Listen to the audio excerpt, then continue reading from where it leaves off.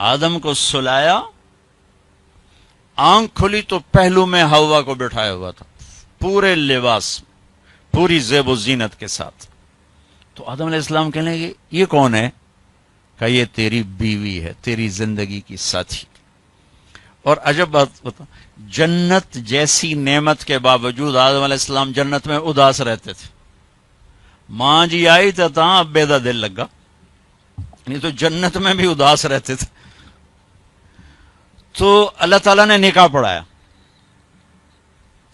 تو اللہ تعالیٰ نے کہا آدم بیگم کا مہر ادا کرو۔ تو یہ مہر پہلے دن سے ہے۔ مہر کیا چیز ہے؟ کسی کی بیٹی کی قیمت نہیں۔ وہ جو مالدار گھرانے کی بچی ہو یا کسی جھوپڑے کی بچی ہو، مہر کسی کی بیٹی کی قیمت نہیں ہوتا۔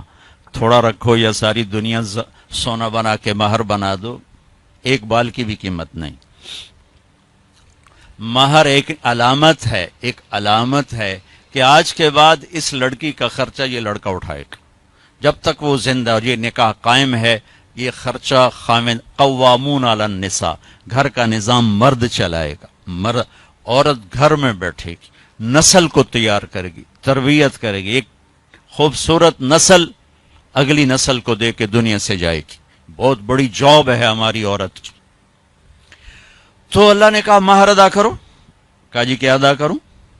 تو کتنا سونا چاندی تھا؟ تو اللہ تعالیٰ کہتا 10 من سونا انہوں چاہ کے دے۔ تو میرے رب نے کہا آدم تیری نسل میں میرے محبوب آنے والے ہیں، ان پر ایک دفعہ درود پڑھ دے، یہ تیری بیگم کا مہر ہے۔